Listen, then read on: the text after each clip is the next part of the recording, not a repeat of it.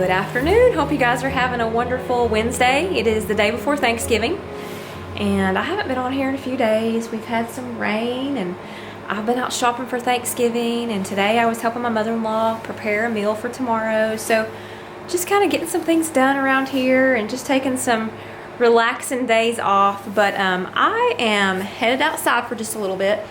It is 45 degrees and it's about 4 o'clock. So the rains have brought in some pretty chilly weather. Joe is down at the shop and he's working on the TV entertainment center. So we need to do a catch up on that and see what he's got going on. I actually started my stove in the greenhouse because it's been super cloudy and it was like 58 in there. So first time I've started it, I need to go back down there and check to make sure it did come on and it's warmed up in there. So let's go do that. I had to put batteries in my little Govee. It was dying on me. I'm so glad it rained yesterday. We needed it so bad. We had fires in the mountains and not a good thing. So this rain has helped to put some of those out. And hopefully they won't start back up because I don't think we're supposed to have rain again for at least, I don't know, maybe the 10-day forecast doesn't show much. Been in a big drought here. Well, I don't know if it's on, y'all. It's making a noise, but it's not blowing yet. It's kind of warm. No, it shows error. We've had trouble with this thing. It's worked pretty good. But last year we bought a lot of pellets that were super big. They would get stuck in the auger, which was really annoying. I think that was one of the issues. But once it gets going, it's usually pretty good. But sometimes we'll have to come down here and double check it. So, I'll tell my husband. I'm actually going to try to turn it off and then back on again because that was kind of something we did last year, which makes 0 sense. No, it won't even turn off. Okay, I don't know. When it gets to that point, I call my husband to help. But anyways, yeah, I think it's going to be 37 tonight, so I thought it'd be good for the plants to have some heat. They're looking pretty good. Let's head down to the shop. And very thick, clouded day. We had rain this morning, most of the day actually, but it was just like a really fine, misty rain. Like you couldn't really even see it, you could just feel it. So it is pretty damp and wet and cool.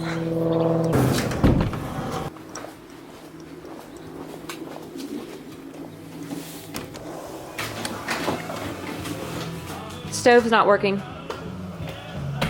Again. What is the model number on our stove? 25 PVDC. Do not buy one of those. Don't. You'll regret it. You will waste your money. It's dropping them. Should I get the thing to ignite? People say don't even. What that problem? Are you filming? Yeah. Turn it off. Why? Just because. I think we should be real with people. Oh, I'm gonna be. With you. Well, there you go. Not yet. Oh, not yet. It's still in startup. It's Startup. gotta get off of startup and be running. Alright, well, it's uneventful, so. Oh, it's super uneventful. I'll tell y'all something. Economic wise, it's the way to go. But aggravation wise, don't. Don't. Just a lot of campfire in here. It's the same difference. With wet wood. That'd even be better. But, I mean, once it gets going, it does good. But it's got a pain. Well, one of the problems within here, and what you were saying earlier when we were talking off camera, that in a greenhouse in the morning about 9-10 o'clock, it heats up in here so much if the sun's out that the vent fan has to come on. I mean, I could get it in here Even probably above 100 in wintertime. Stove does not need to be on during the daytime most winter days. So what we're doing with this stove is we're turning it on, off, on, off. Now, in the wintertime, if it's inside a house, you're not going to do that. It's mostly going to stay on. So it's shutting on, going through the shut off phase. It's turning back on, going through that phase, and we're doing it every day just because of the drastic change in here. When you have a finicky stove and you have to do that with it, it poses more of a problem. Alright, so I've made it back to the kitchen, and I'm going to make something for tomorrow, but I have to go ahead and make it tonight because it has to freeze overnight. I'm gonna make an orange punch. We love having punch for the holidays, and this is one I usually make on Thanksgiving because it's orange for pumpkins, that color kind of thing. So I have to freeze it overnight because it's going to be slushy in the morning when we thaw it out, and it's super good. Good grief. Watching their jeans. Oh. Nice. They look good on you. Uncle Adam's got a problem. His smoker, he just realized his smoker wasn't waterproof, his cover. So it's rusted on the whole inside. So. Does he need to borrow ours? Dilemma. Okay, so my brother-in-law, he does the turkey for Thanksgiving. He always smokes it on a smoker, and it is so good. But he said he left it uncovered and it got wet, so it's rusted. So I don't know what we're gonna do. We'll figure that one out. We'll figure something out. Okay, so on to the orange slushy punch. It requires Kool-Aid, a couple orange packets of Kool-Aid, some sugar, pineapple juice, and then that gets all frozen overnight. Actually some water too. And then we add ginger ale tomorrow. It thaws into like really an icy punch. It's really good. We do it for Halloween and like Thanksgiving. Y'all, I did a project on my Lazy Susan. I'm gonna show y'all what I've done. So I tore out the little spinner things in here because I felt like it was just giving me not a lot of space, and plus I've had them in here for like 4 years, so they were starting to kind of break down a little bit, and I'm thinking about doing like some shelving in here, and I just feel like I can get a lot more space. I know it's not super organized now because I've not got shelving, but that's coming. Here's my pineapple juice. It takes a whole one of these, and then I just fill it up with water.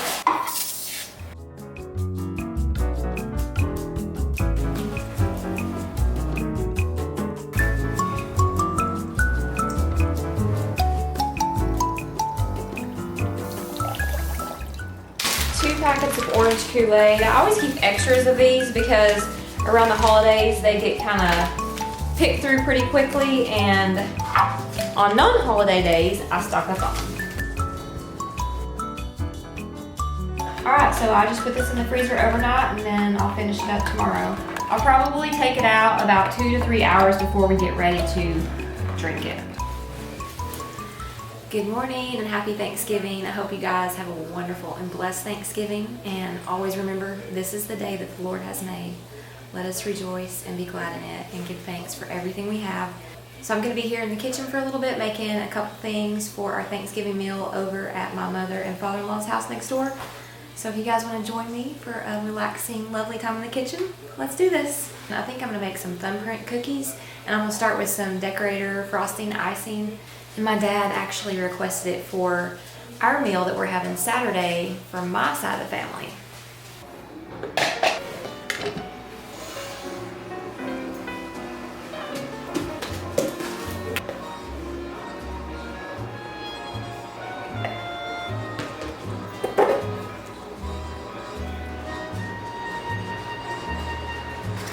I love almond extract. It's such a good flavor to the icing.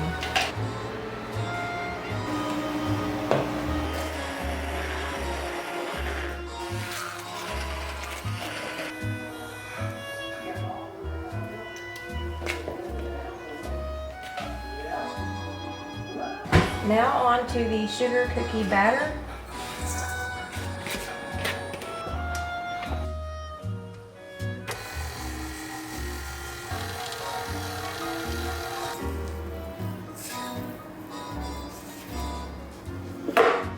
Okay, so I got the cookie batter done, and I'm gonna put that in the refrigerator for a while and let it chill. And I'm thinking about rolling it out and doing some cookie cutouts. Eli got like this little cute cat one he was wanting me to use last time on the epic fail of the little Debbie cakes. So I think I'm gonna try it this time. I've also got like a Christmas tree one, so I may do those, and then we'll put the icing on top, but I gotta let it chill, so I'll see you guys in a little while. So I've let the dough chill for a little while. I'm gonna go ahead and roll a little bit of these out, and I'm gonna make some of these cutouts.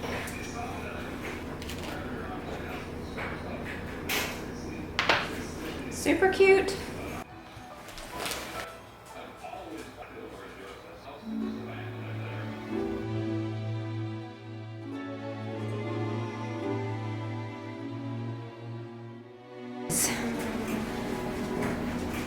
They are pretty good. I have sampled them.